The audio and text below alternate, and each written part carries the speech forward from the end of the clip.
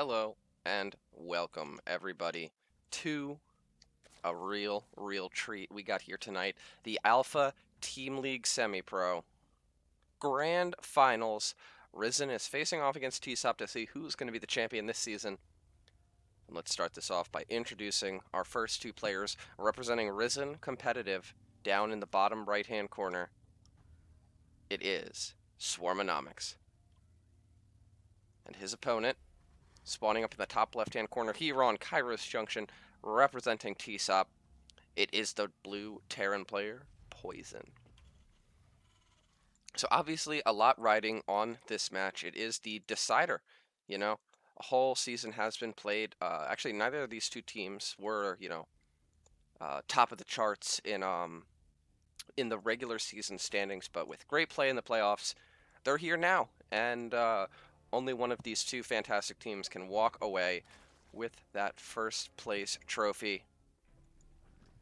And this first match could be a real tone setter for the series as a whole. It is a best of five where there are 4 preset matches, and if it goes 2-2, there will be an ace match that can have revives.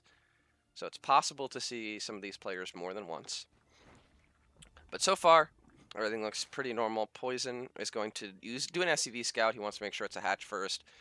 He can safely take this low ground expansion without having to worry about Lings dodging around his Reaper, and he confirms that he is able to do that.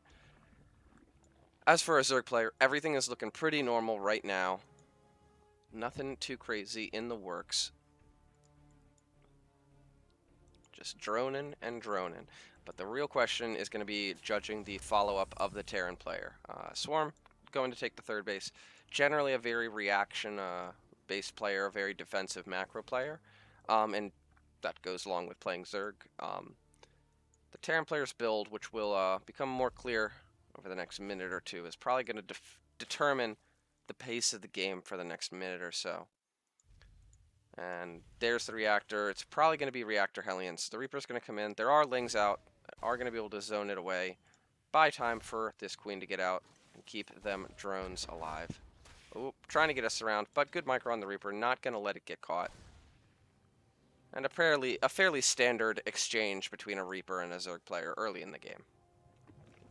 Speed now on the way as that CC finishes up here for Poison. He does scout the third base, so he knows the timing on that. That's very important. He's going to go for that creep tumor. It looks like it will get burrowed, though. That's good. You never want to lose that first tumor. It's super important to connecting that third base and your natural, especially when there's Hellions out on the map. Starport starting up along with this reactored Hellion. Here for Poison. Going back in with the Reaper, just keeping an eye on the drone count. He wants to make sure he still sees drones coming out, as that is fairly indicative of what the Zerg player is doing. Can't be all in you if he's making a ton of drones. Swarm is going to get in for a scout here. He's going to see the reactor Hellion. He's going to see the tech lab that will go on to the starport, I'm guessing. Likely Banshees. We'll have to see if he throws down. He's going to get a Viking first. Okay, so probably going to get a Viking and then switch over and make some Banshees. Oh, Reaper gets in, gets a scout on the main, but ultimately is cleaned up. Nothing too crazy. Stim actually starting up. Huh, okay, interesting. Interesting. So a little bit of 1-1-1 action going on here for the Terran player. Swarm, in the meantime, is getting his lair. He's getting that Baneling Nest, and he's continuing to power up those drones. Going to be on 40 drones very shortly. Well, his creep spread is beginning to spread around the perimeter of his bases. But most importantly, he's established the connection between his natural and his third base, which let his queens get around very quickly to defend against these fast units. Fusion core. It's going to be battlecruisers. Okay, cool. I was talking about droning, but that's cooler. It's going to be a BC build here for Poison. And this could be very dangerous. There are spores on the way for Swarm. He saw that tech lab. He wants to be careful, but it requires a lot of good positioning as well as having those spores ready. Looks like these Hellions are going to poke in, going to get shoved back by the Queens and the Lings. But the Fusion Core finishes. The first BC is on the way. And a second factory following it up means mech will be the transition here. Yamato cannon as well, so my guess is he wants to commit to this a decent amount, probably more than one battlecruiser, if he's investing in the Yamato. Fourth base on the way up here, up top for Swarm. More poking with the Hellions, picks off a few Lings, but nothing too crazy just yet. And we're gonna have to see as this BC finishes where it warps into. Let's take a look at the queen count. The queen count is at 7, but again, if he has the the BC going into the main. Oh, that's one of the co-casters of the other guys. If he, let's hope he gets that fixed up, because if not, we don't want lag. No, I don't speak that language, so I'm gonna ignore it.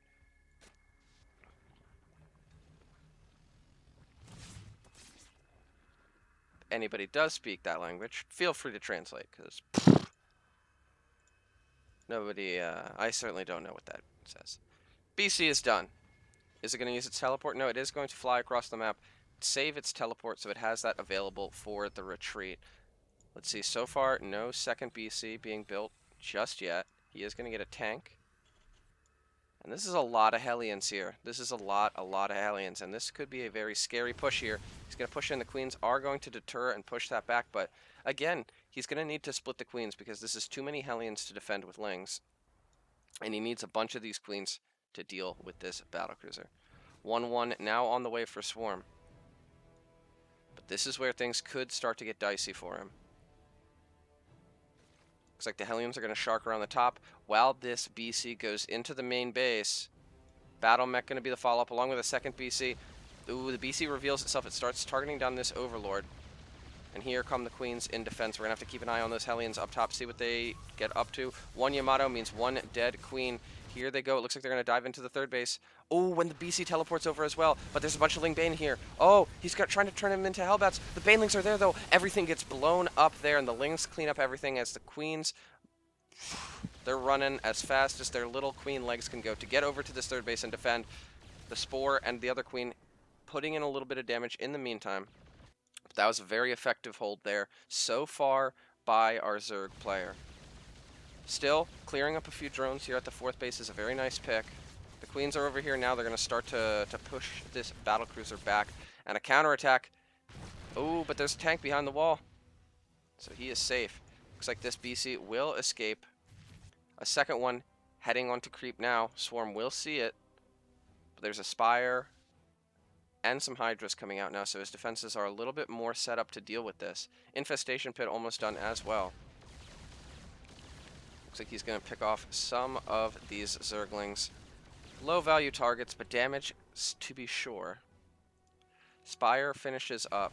Looks like we're going to start getting a few Corruptors out. Another Queen, it looks like might go down. He's going to Yamato another. These Queens really taking a beating, but with Corruptors on the way now, that's going to provide him with a lot sterner of a deterrent to these battlecruisers.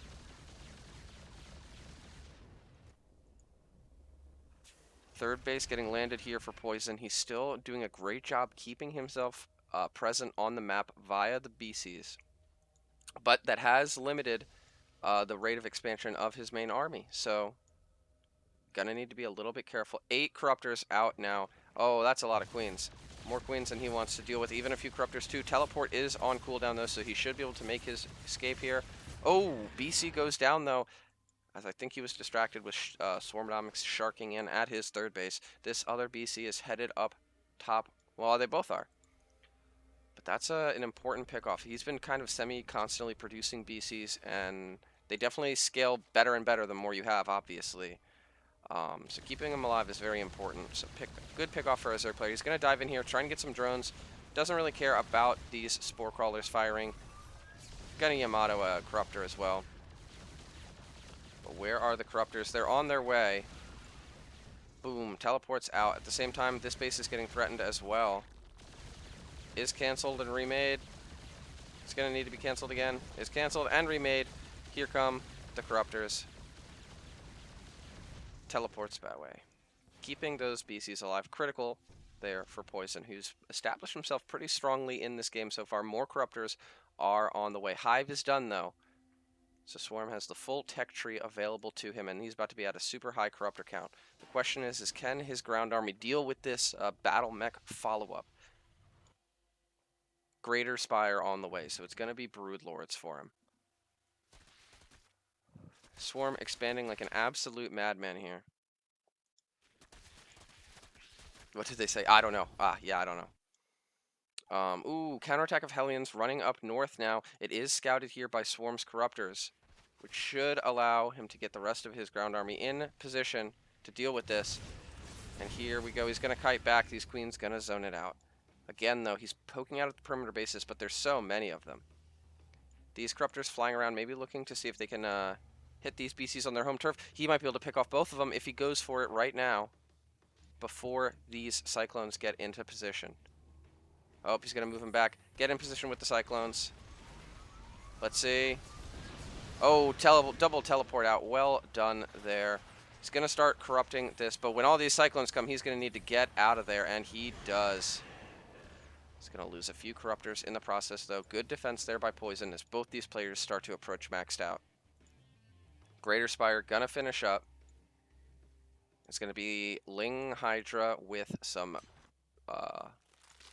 with 8 Broodlords in support. And once these finish, that's going to be a hell of a army to contend with in a straight-up fight. But it looks like Poison is getting going now. These Broodlords are only about halfway done. So Swarm's going to need to buy himself some time to get all of his army together to take this fight. He's also got +2 ground and +2 ranged about to finish. So he needs to wait until his Broodlords, which are now making their way over to the top side, to get in position. Ooh, and this base is going to go down. He does have another 2 bases on the bottom side that are currently unthreatened. But still, a very effective push here by Poison, who's now on 4 bases himself. The question is, can he handle this tech switch into Broodlords here by Swarmonomics? Both bases get taken out, but his army is a little bit locked in a corner here, and Swarm is moving to intercept with these Broodlords. Here we go. He's beginning to lock on with some of these Cyclones, but these Broodlords are providing a lot of firepower from range. Here comes the ground army of Swarmonomics, though all these Broodlords are actually melting. Great transfuses on the ground to get the most out of the Broodlords. And it looks like they might trade out armies, although no, it looks like the Terran mech army will stand strong for now. More Hydras on the way now for Swarm, but he's definitely got his back against the ropes right now. But still, both players taking huge, huge losses to their army in that trade. I think Swarm maybe could have hit from that top side too. I don't know. It was a very awkward engagement all around. But he's got building 14 more Corruptors. More Broodlords is what he wants. This thing looks like it's going to be going into the late game. Again, he did lose those 2 bases, but with these 2 fully mining now, he's reestablished his economy in a major big way.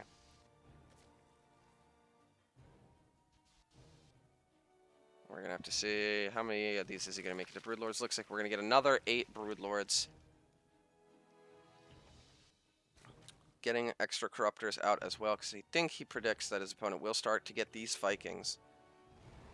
A lot less Cyclones now and more tanks than there were before, though, is kind of a boon to the Broodlord play. But for right now, Poison has a bigger army, and he's got a very, very scary army. 5 more Corruptors about to finish up. But he's powering up these CCs too. Both these players are prepped and ready to go into the late game. Here we go, though. There's the collapse from Swarm. It looks like these Broodlords are going to get some preliminary shots in. It's going to mess with the firing of these tanks. Oh, a lot of friendly fire going down, and it looks like these tanks are going to get absolutely melted by the Broodlords while the Corruptors zone out everything on the ground. He wants to chase down and kill these tanks and maybe do a counterattack if he can. All the tanks, it looks like, will fall. These Cyclones, oh, they might have caught themselves into a spot where they don't have a great retreat path. And it looks like a few of them are going to get cleaned up, and Swarm is not intent on stopping here. Even 2 Corruptors are getting rallied here into the... or 2 Vikings are getting rallied into the Corruptors.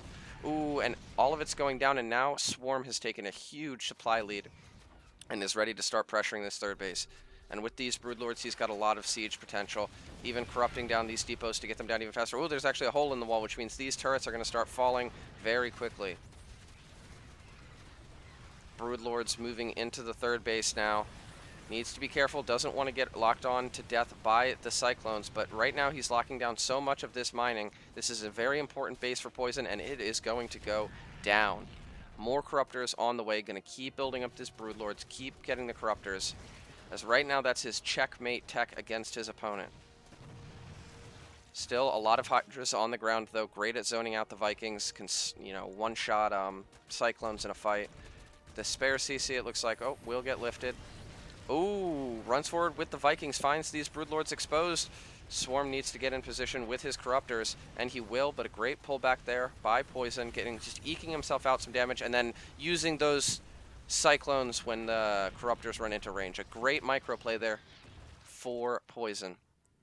Again, the economy is still huge in the background, though, for Swarm. He's got 85 workers, and he's got them distributed well amongst his bases. And right now, there's only one solidly mining base here for Poison. He's establishing this one up north, but he desperately needs it. 7 more Broodlords, an overwhelming amount of Broodlords here for Swarm. And how many Corruptors does he have left over? He has 14. Okay, so kind of putting all of his eggs in the air army basket here is Swarmonomics, but what a basket to put your eggs in. It looks like he's going to move into the natural and attempt to go for the throat here in game number 1. This could be the game-defining fight.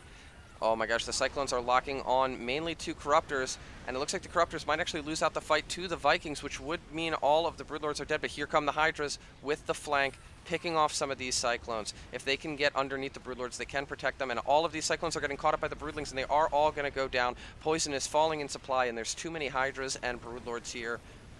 I think for him to contend with more Corruptors on the way now to defend those Broodlords. His natural is being ransacked and his production is about to be camped, and it looks like Swarmonomics might have taken game number 1. He's looking for an angle, trying to pick off these Broodlords. He's actually getting a lot of good damage done, but here come these Hydras protecting those Broodlords. And even if he manages to recover here, I think that too much damage just might have been done here.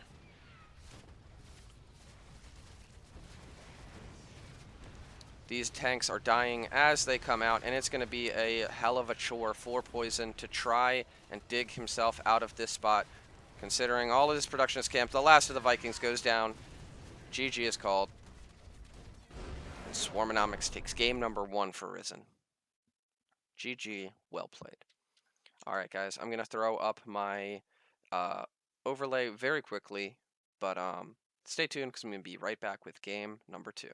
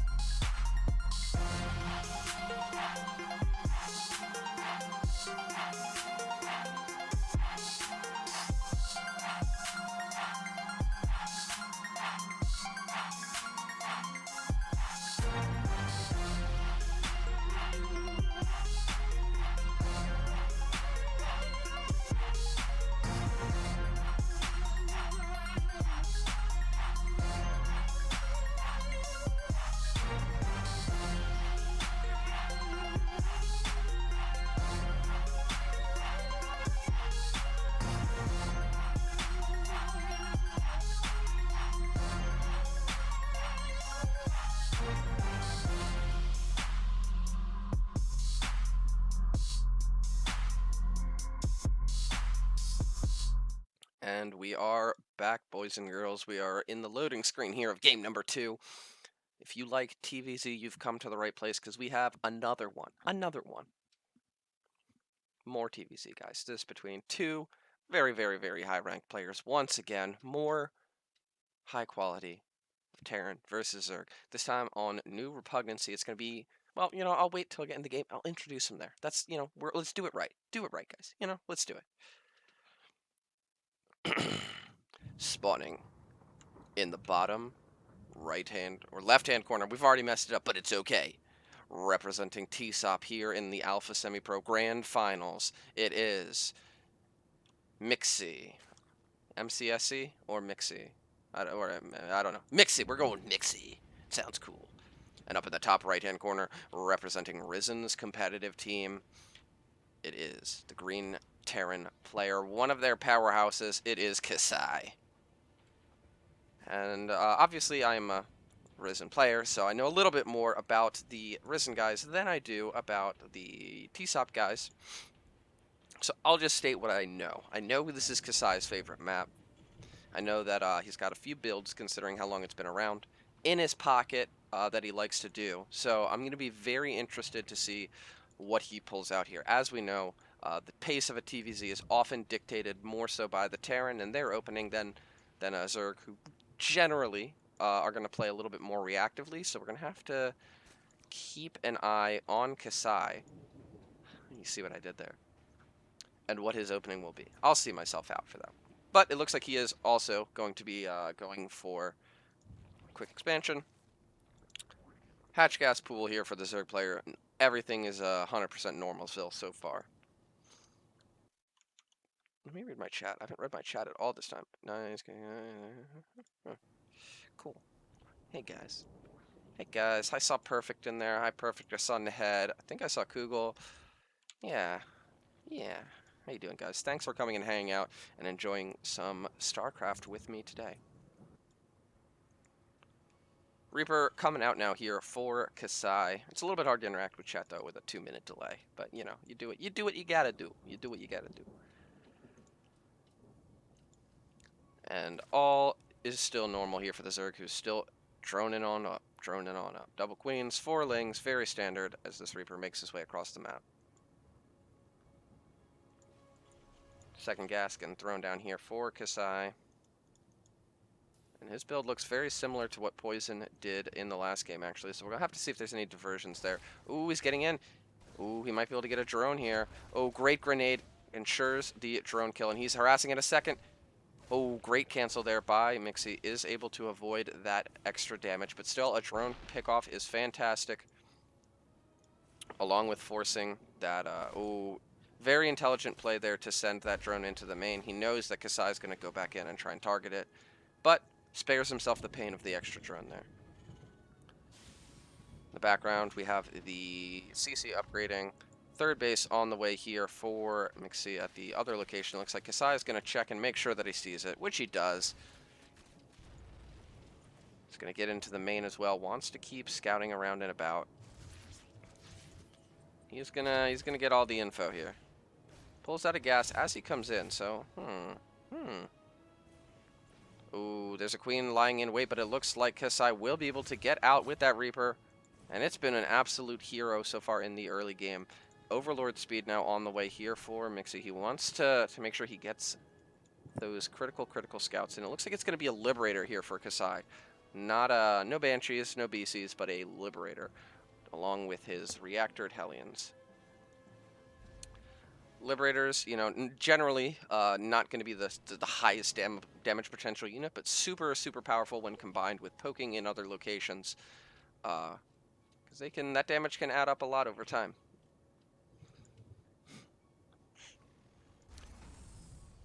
Looks like he's going to get a little bit of harassment damage. I know he's going to kill a larva, guys. He killed a larva. That's just cruel. That's just inhumane. But now, with the Overlord speed, Mixie is getting in. He's seeing absolutely everything of the Terran base. Ooh, actually, yeah, got to be careful with your units there, Kasai. Almost leaving a few of those Hellions out to dry. But it looks like there's actually going to be a counterattack. A few Lings are coming across the map. And these units are not quite in position just yet. Oh, he might be able to pick off these two Hellions, and he will. Great surround, covers both of them, is going to get the kill, and he's even going to pick off this SCV. The rest of the Hellions are en route to try and defend this. He doesn't want to have to cancel this third base, and he won't, as here come the units, clean up the Lings. So a nice little pick there for Mixie, but shouldn't be overall game defining. Oh, he's going to dodge around with another counterattack though, and this could be very annoying if he can get a cancel off on this command center, as the units of Kasai are not going to be in position. Dodges around, and here he comes. He's focusing on that depot. Kasai needs to go in there and repair it. He's diving into the natural instead. He's going for drones. Going for the throat here. The drones are lining up a little bit. Can he get... Oh, big hits. 11 go down in total, but all the Hellions do as well, and now he has to deal with this. He can't. He can't save this third base. He needs to cancel it. It does get canceled, and his natural is going to get ransacked. Can he get the supply depot up? Oh, no. The depot is down. A tank comes out at a crucial time, though, and these guys are trading blows here in the early game. More Lings are streaming on in. Kasai needs to get his wall up into the main. Oh, he's going for the siege up. Oh, no, no, no. 3 Lings. 3 Lings are... Oh, he's going to get the repair off on the tank. He is. Okay, Marines are coming out now. They can help deal with this. Oh, whew, keeps that tank alive. But still, more and more Lings powering through on that damage. And this is very disruptive to the Terran. He had to cancel that third base. And he's lost a whole host of SCVs himself. Now, remember, he killed 11 SCVs pretty much to trade for this day, or 11 drones. So, 11 for 11. The loss of the third base hurts, but all in all, a trading of blows. Behind this, the Liberator. Ooh, the Liberator got 7 kills. Oh, man, I'm sorry, guys. The Liberator got 7 more kills, too. So this is still a very, very close game. Mixie is trying to establish this 3-base economy. But tanks coming on up here for Kasai, along with a goodly bit of bio. Banelings are starting to get mixed in here. Ooh, and Mixie might be going for it once again. Maybe wants to try and blow up the wall, but double walling here is Kasai. We're going to have to see if Mixie decides to go for it or not. More racks being added here. Oh, he's coming in. He might go for it. He's going to... Oh, he doesn't get it. 8 Banelings go into that CC. And that is a sunk cost. That is all gone now. And this CC should be able to finish. And if Kasai decides to do a push as he gets his third base, Mixie might be missing those 8 Banelings specifically. As here he goes. He's moving out on the map. Probably headed for one of these ledge locations. Probably not here because there's no base there. But the +1 on the way as well. This is kind of an odd game as both these players have kind of... Ooh, Overlord is going to get picked up. There's a Spire coming on. But both these players have kind of been in each other's faces this entire time. Oh, Kasai figuring out where he wants to get his tanks set up. This is an absolutely brutal spot to have tanks. It's going to be very difficult for Zerglings to get in there. And there's not much of a ground army here for Mixie right now. Kasai is in a great spot as he looks to take out this third base. Double stimming there. Not like double, but cancel. But keeping his stim up. He is going to kill that base. And that is a deadly, deadly blow to the economy here of Mixie. We're going to have to see if he can scout out this other base as well. The Spire is only about halfway done. That is going to be Mixie's path back into this game. Even counterattacks getting cleaned up by the reinforcements. He's not going to be able to keep this base as well, which means he's going to be reliant on this base to be his new expansion. More counterattacks coming across the map here for Mixie.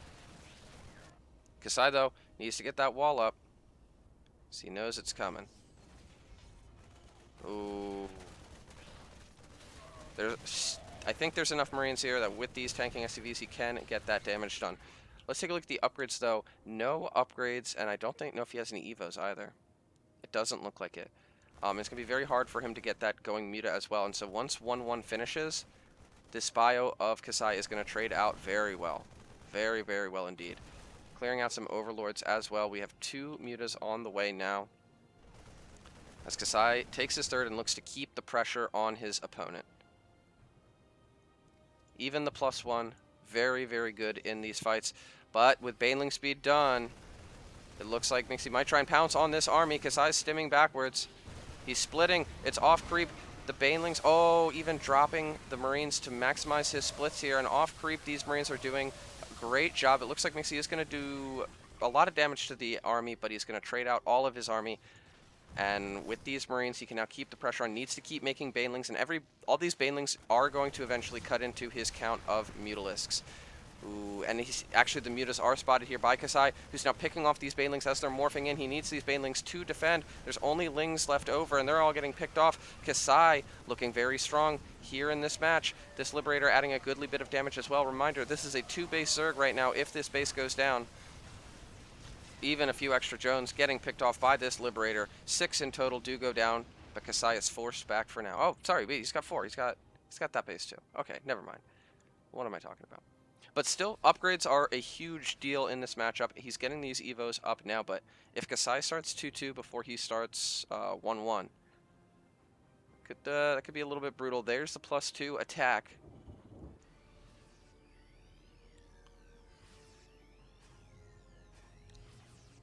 And there's the +2 armor. So this is going to be a big army, a well-upgraded army, and a very scary army here for Kasai. Mixie, though, is trying to reestablish his bases here, trying to get his creep back up. His economy got very damaged earlier in this game, but he is not out of it just yet. Oh, some SCVs. What are you guys doing? What are you guys doing there, buddy? Oh, he's going to build bunkers. Oh, bunkers that are not going to get up because they're Zerglings. Oh, no, poor SCVs. Poor guys. So all 3 do go down, but Mixie knows he doesn't really want to fight this off creep. He's done a great job at managing his army and his drone count this entire time. He's going to get himself back up above 60 soon here. And considering the pressure he's been under, that is quite impressive. Looks like Kasai is going to rotate back around here. And honestly, if he waits till his 2-2 is completed, that is going to be a huge deterrent to Mixie trying to take fights, as being down 4 upgrades is just brutal. He's going to stim up here and he's going to say, oh, okay, there's nothing here. Okay. Mutas are going to fly in and start to get harassment damage done. Like I said, these are his path into the game. They do provide him with that harassment option. He could definitely go to get some harassment done. He's going to focus down the turret. It looks like it will go down. That's going to leave this line of SCVs undefended, and a lot of them are going to die. Ooh, even the medevac's a little bit out of position here. He's trying to get more of these turrets up. 1 or 2 Mutas do go down, but he's still sharking about. Ooh, 2 more Mutas fall, and he's getting good damage, but he's losing Mutas as a price. And he can't really afford to keep remaking these Mutas. He's got other things he needs to invest in right now. These 2 turrets finishing up. Ooh. And all in all, a lot of the Mutas go down, but 12 SCVs also fall. Kasai holding on against this Mutalisk harass. But in the meantime, huge ground army built up here for Mixie, and if he can pounce on this army and take a big fight, he could do very well. This army is huge, but remember, 2-2 is now finished. It's 2-2 to 0-0. He's scanning up here. He knows. Okay, there's no Banelings. There's no Banelings. So these Lings are running into a meat grinder. They're running into an absolute meat grinder. So much supply just went down there for Mixie. He's still got a lot of Zerglings, but again, pure Ling, when it's down this many upgrades, struggles so hard to deal with this army. Kasai, in the meantime, is establishing his 4th base as well. And this army's a lot smaller here now for Ko. Needs to be careful. Oh, he's going to get those tanks sieged up. Needs to micro back with the Marines. There are Banelings out now, but huge shots going down, and Mixie's supply is starting to dwindle.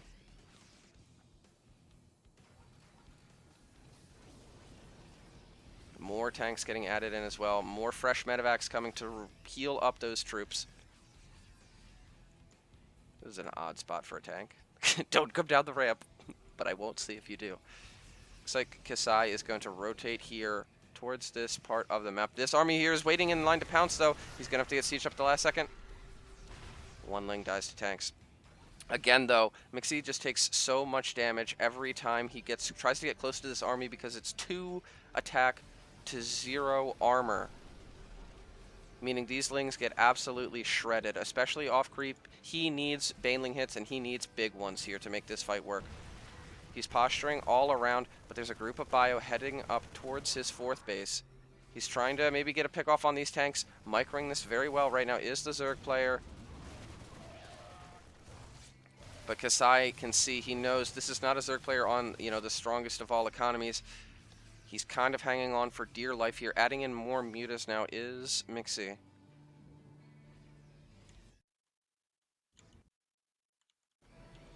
They have killed 29 workers to 26. I'm probably a little behind on that, but... Whew. Scans coming in. He sees this Mutaflock. A counterattack going on the other side, but there's a planetary here. That's going to clear out a lot of that. In the meantime, he's starting to pressure this 4th base. Going to kill the drones here. And remember, all these drones are putting him down to 56. Mixie knows he can't keep playing this delay game forever.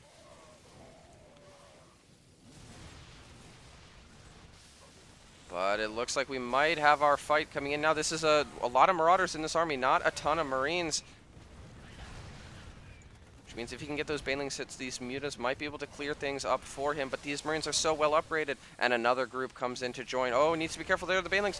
Huge Baneling hits. That's exactly what he needed to be able to get on top of this army. And now I think Kasai goes, oh, wait, crap. I don't have any Marines here. I ain't got no anti-air. Looks like he is going to stim and go in, try and kill another base while he reinforces with Marines. And a lot of damage is going to get done while Mixie tries to clear all of this up. But he's going to reset the tanks, the Marauders, and the Medivacs. So a huge amount of army lost here for the Terran. But he did kind of take out the Zerg's ground army and gut the economy.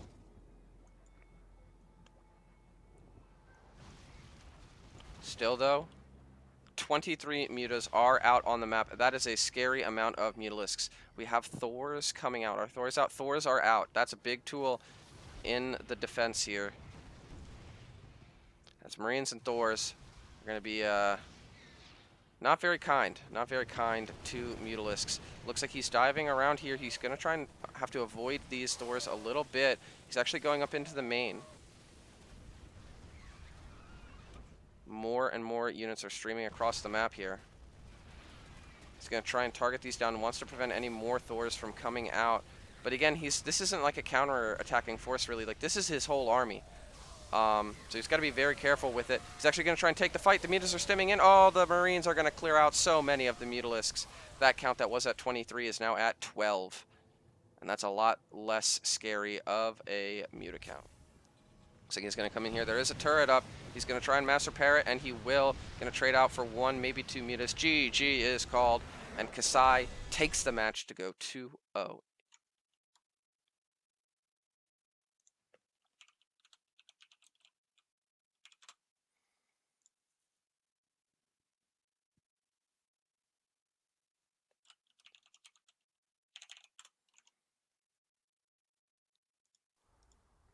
there's the head. All right, I'm going to throw up my overlay very briefly, but we'll be right back with game number 3. Stay tuned.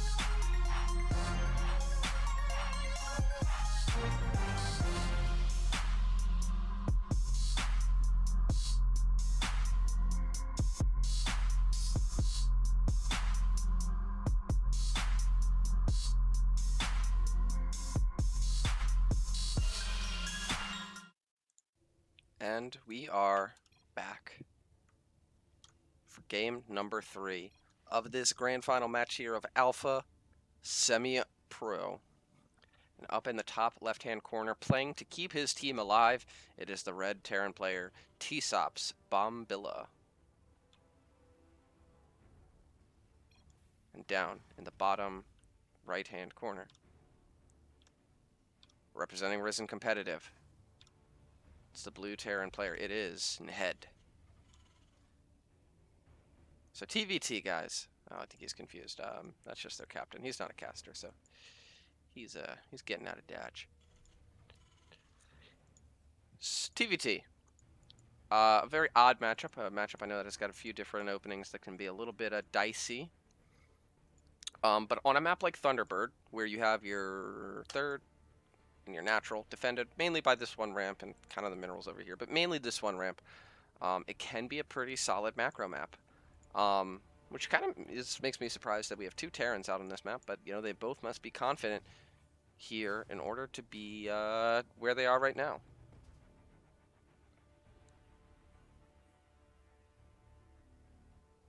So we might get I would not be shocked if we saw a relatively long TVT here. Nehed's getting a scout off, as is Bombilla, and they're gonna both see. I guess he's South American, so maybe Bombilla. I don't know. I don't know, guys. Couldn't tell you. Reaper openings from both these guys. Factory a little bit faster here for Nehed, or for Bombilla, but the expansion down, of course, for Nehed. So we're gonna have to keep an eye on Bombilla. He's pulled out of gas a little bit here, so he just wanted to get that factory really quick. Now if we're refocusing on those minerals. Oh, it's gonna be a proxy, isn't it? It's going to be a proxy, isn't it? I bet we're gonna see a starport go down right here. That would not surprise me.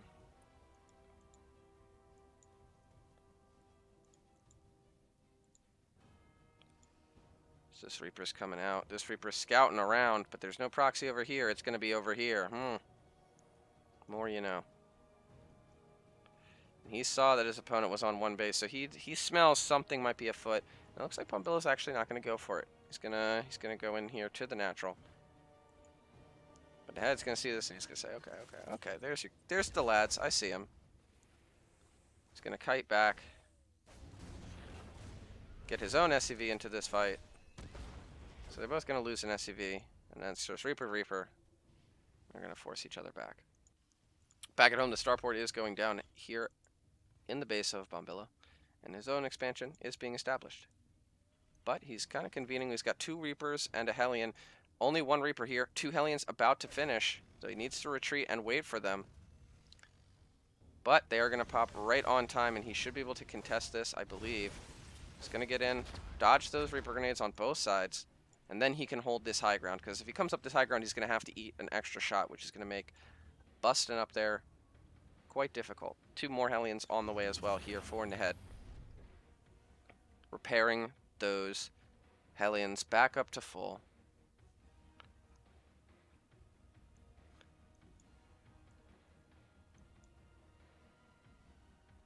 But this is a scary amount of units here. 3 Reapers and 3 Hellions. Whew.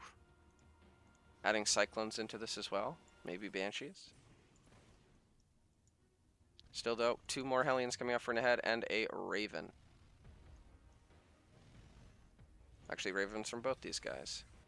But this is definitely a combination of units that could try and crack up this ramp. This Reaper does get forced back.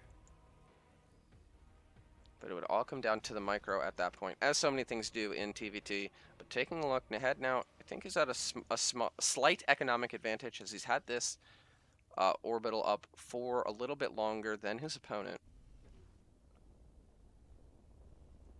A little bit of a supply block here, but he's actually going to get this 3rd CC started. Actually, so yeah, I mean, we're in pretty Mirroredsville right now. So he's going to push across the map, but he can't go up this ramp. Like, you're just not going to get up that. I don't think. Unless I'm crazy.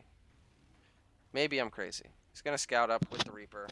I think he's going to see, like, okay, yeah, he's ready for that. Reaper of Bombilla.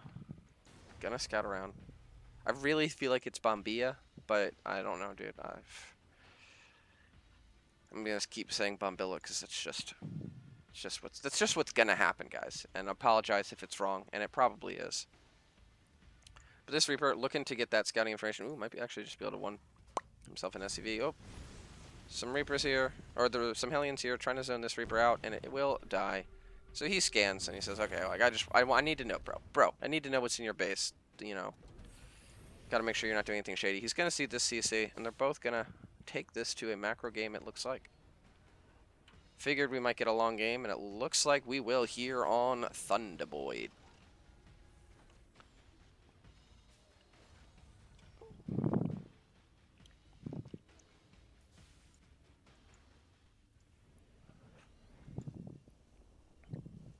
The Starport landing, gonna build him probably Vikings, I think, because you don't actually get a lot of medevacs. Last time we saw the styles of TVT, it was like super low medevac because you just want those Vikings. But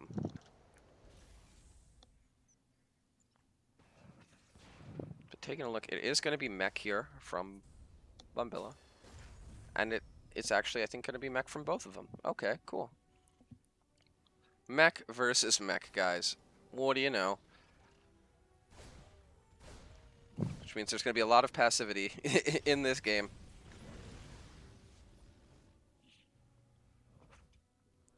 As it can be very hard to attack with tanks into tanks. It can be very hard to attack. Fourth base. So these guys are just gearing up. They're gearing up to go long. They're like, "You want to go long? I'll go long." And the other guy's like, "You want to go long? I'll go long." And they're like, "Okay, fine. We'll both go. We'll both go the long game then." You know, it's just what we're gonna do. It's what is going to happen. Scan's coming in. He's gonna see this push out. That's a very aptly timed scan, but still, considering that this ramp is what he needs to hold, he should be okay. Counter attack alert. These Hellions are gonna come into the natural right as this army leaves, and this could be very, very deadly here for Bombilla. He's got a lot of CVs here in this location, it looks like. 6 go down, 9 go down. He's actually pulling his army back as well. 10, 12 do go down in total, and that puts Nehed in a fantastic economic position. The push will continue here for Bombilla, but still, this ramp very hard to push into, especially 2 Ravens there. I guess there's 2 Ravens on either side. Tank count 5 to 4. With these turrets coming up as well, I think this is going to be a position that Bombilla finds hard to get up into. This ramp can be quite a deterrent. But I feel like he might think he wants and maybe needs to get a little bit of something done here after losing all those SCVs. These Reapers looking for a counterattack on the other side, and it looks like maybe it's just a contain. It might just be a contain here for Bombilla, which could work out very, very well. I mean, considering it's mech versus mech, you're not going to see any crazy counterattacks here. Ooh, looking for some picks there with the air units. He scans, he sees, okay, this is what this guy's trying to do. He's trying to set up outside my natural, eh? Well, that's a very good play. I'm not sure exactly how he breaks this. Probably he needs to get air superiority. But ground upgrades are on the way now for Nehed, who looks to be ready to inch his tanks forward and try and gain. Ooh. Oh, actually, the engagement being forced a little bit here. Disables on one of the Ravens. Oh, but both the Ravens get picked off. It looks like the Ravens are going to get traded out on both sides. Oh, no, this Raven's still alive. No, it's not. But the Vikings are going to get largely cleared up here for Bombilla. He's going to move forward, re-siege, land his Vikings, and clear out this contain with all the tanks along with it. A good contain, but an excellent break there by Nehed, who's now in a fantastic spot. He's up almost 20 supply, looking to take this 4th base.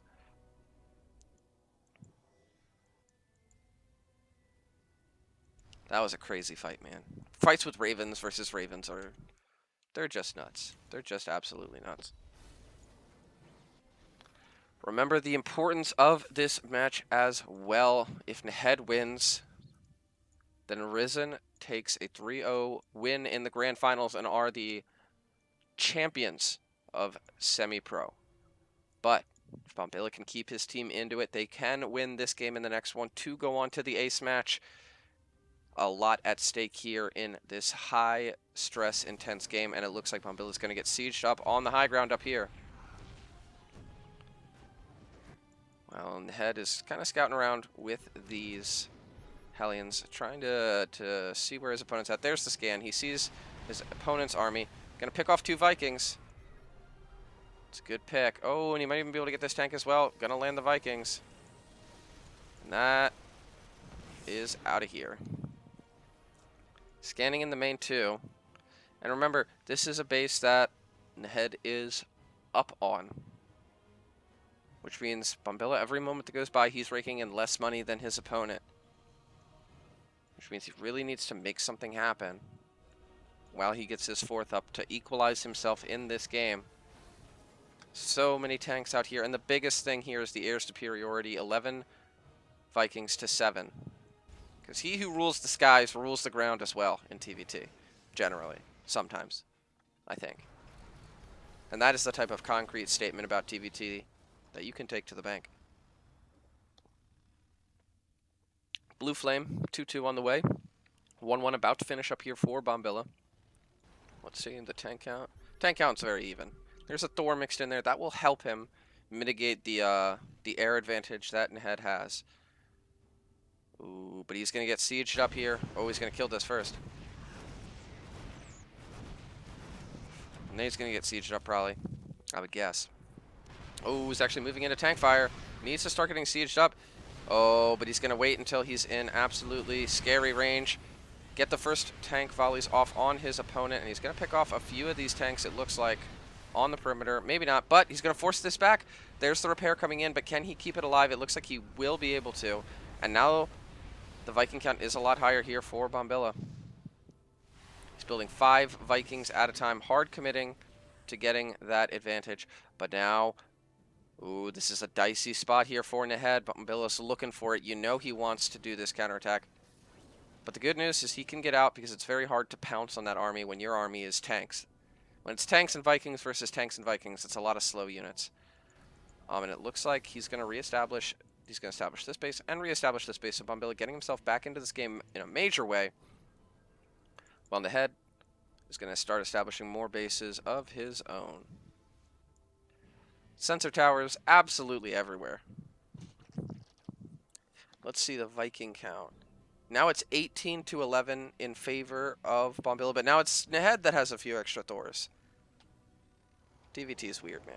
Ooh, he's going to scan. He's going to see that there are tanks in position. He's definitely sharking around looking for damage, but when there's this many sensor towers and everybody knows where everybody's army is, it's super hard to fight against the defender's advantage. Oh, even got some Widow Mines, though. Oh, my goodness. Definitely wants those to get picks on the Vikings. And if they do, it could be absolutely devastating.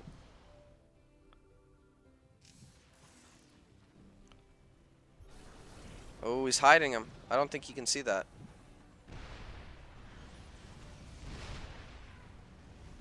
Gonna clear out these rocks now. Nhed is maxed. And he's getting the tunneling claws as well. And now we enter a kind of odd, kind of stalemate part of the game where nobody really wants to come at anybody else. Because if you do, you're attacking into tanks and you kind of die. There are some Widow Mines mixed in here for Nhed, though, which I'm very curious to see what he gets done with. There is the Fusion Core almost synced up between these two guys, which is pretty crazy. That's going to be for Liberator range, which is really your next tool in getting off, in breaking this siege line. Oh, Thor's kind of wandering into tank fire there, but still they're just trading out some of these tanks for the other units. Ooh, poor tank. 3-3 now on the way here for Nhed, and this is why air control is so important. If you can get air control, you can use ranged liberators to break the siege of your opponent.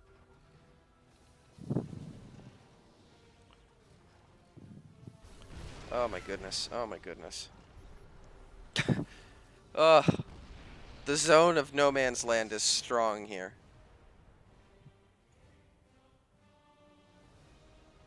Looks like Nehed's gonna start rotating around here, but there's 2 tanks over here too.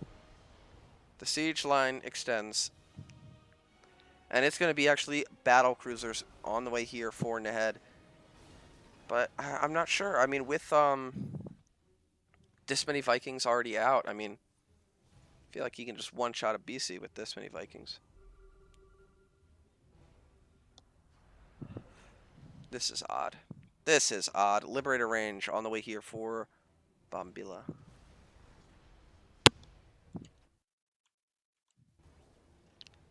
And Kasai, actually, I see in the chat, is probably also laughing at the very TVT-ness of this scenario. Ooh, the tanks inch up 1 centimeter forward. That lets them fire. Boom. 3 tanks get taken out here for Bombilla. The craziness of TVT. Ooh. Looks like these... He might have cornered some units, but again, it's so hard to corner units. Everything's so slow moving and has to siege up, and... I don't know, man. I don't know. Looks like they're both kind of just taking their halves of the map here. Question is who will be first to kind of step in and break this stalemate? 3-3 for ground, about to finish up here for Nehed. They're both getting Yamato as well. Ooh, warping in some BCs. Needs to be careful, though, of this Viking flower. Let's see, it is 24 Vikings to 22. But there are 2 BCs as well. I think Bombilla is getting the better end of that initial trade. Oof, poor Viking. Concentrate all fire on that fucking Viking in particular. Oh, but here comes a big engagement, and I'm not sure it's one Nehed wants to take. He's not sieged up, and this is a great arc here for Bombilla. Nehed is dropping in supply, though. Maybe that's changing. There's even a planetary in the mix, and Bombilla is going to wipe out the army of Nehed here and take a huge supply advantage now. Things not looking good here for the Blue Terran.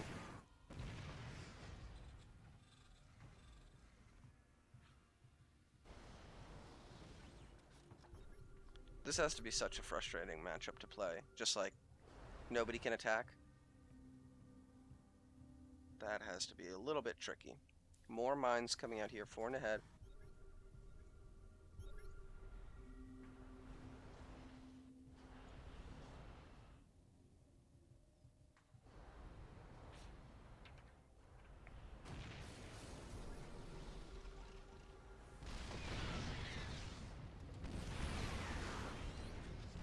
Here comes the siege of Bombilla, though.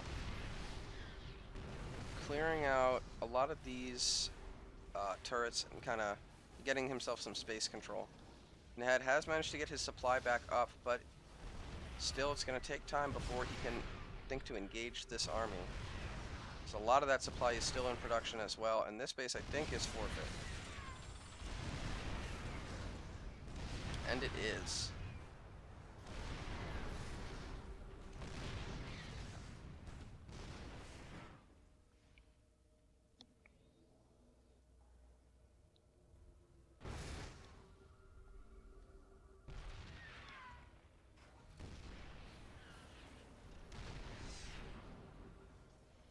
More aggressive maneuvering here from Bombilla, who's going to try and get in on everything. Oh, these Widow Mines.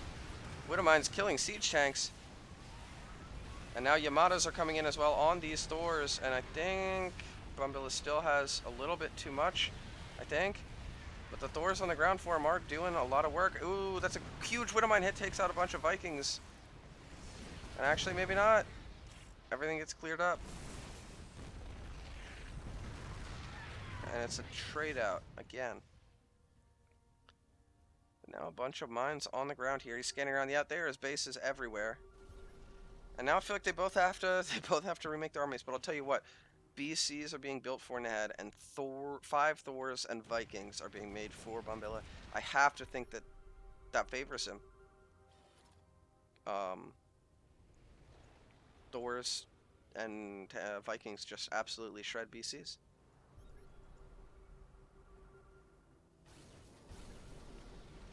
Still a huge tank count here for Bombilla. There are 0 tanks for Nehed, so it's very hard for him to anchor a position.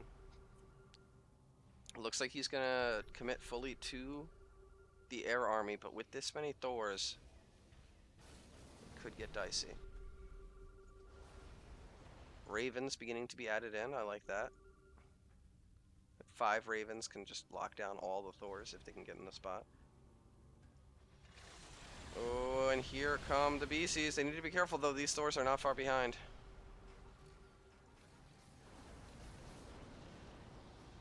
And the head is playing a dangerous game here. But it might just pay off for him as he has reestablished this base over here.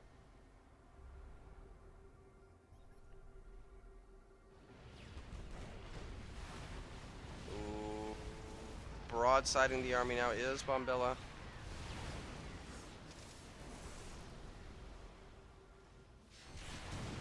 Splitting, so only one Viking gets eaten by each shot of the Widowmine. But he is making his way towards this base, and ahead knows he needs to get out of there.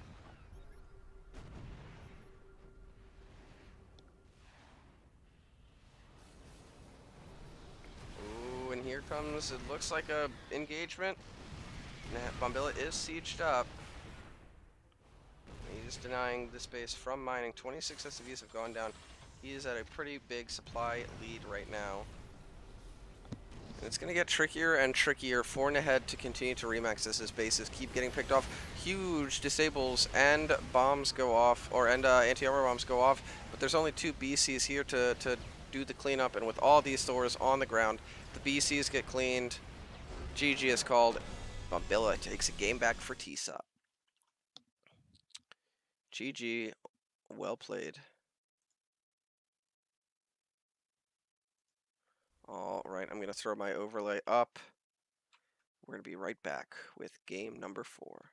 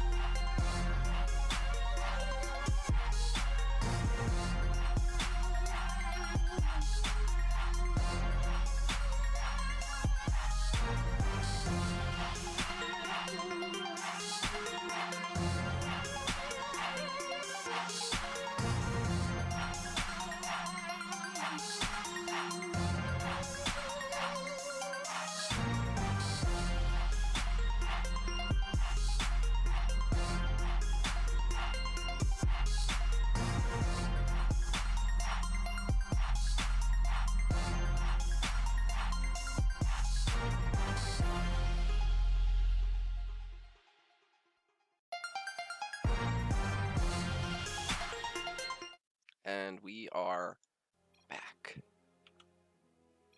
It is 2-1. Oh, little mismanagement of the drones there.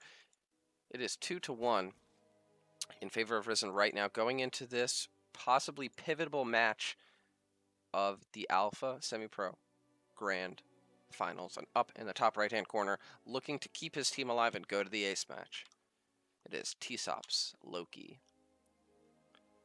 And down in the bottom left-hand corner, representing Risen Competitive, looking to bring things home for a victory of the season. It is Risen's Coda.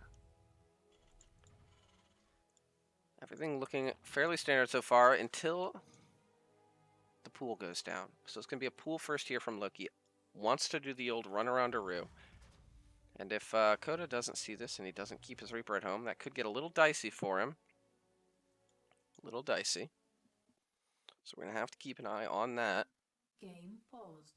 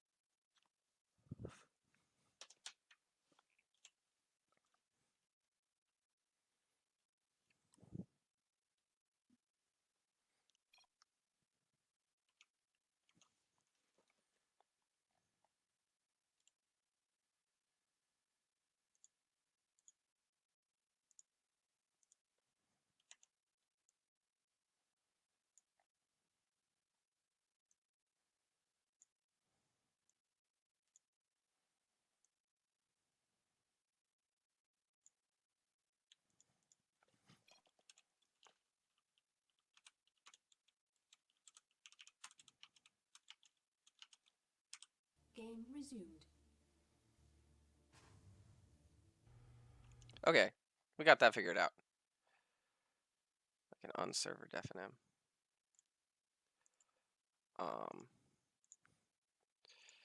Just had to get Coda into the right spot. Anyway, back in the game. Reapers coming in. SCV is scouting. That's good. He wants to see this coming. It looks like the pool will finish up here for Loki. And Coda's going to go ahead and get his CC down. Now, the good news with scouting this is he's going to know, okay, your boy has to keep this Reaper at home because there's going to be 6 slings and they're going to be coming. They're going to be coming fast. There are the 6 slings. Coda sees it. He's going to see the gas as well. And now he has full information on the Zerg's plans. A bunker coming in as well that he can put his Marine in. Ooh, is he still going across the map with the Reaper? A ballsy play here by Coda, but with the Marine and the bunker, could pay off. Factory now coming up. He's going to scout this third base. This Queen is moving to intercept the Reaper, but he's gonna shark around, see if he can find any damage. Yep, even moving some SCVs down there as well. Scouting out, wants to see all that he can see. And he is going to force Loki slings back. While still poking around, being annoying with this Reaper. Not getting anything killed just yet, though.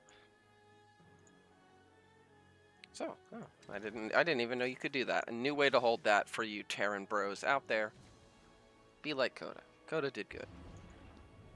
But still, we end up at a pretty reasonable point in the game,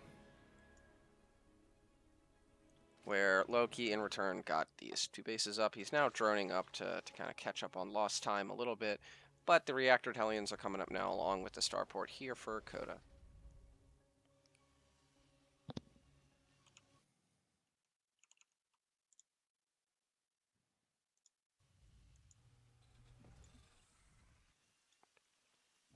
Only 1 in that gas. Interesting. Reaper scouting about. Oh. Oh, almost gets a tumor. Almost. But only drones on the production tab here for Loki.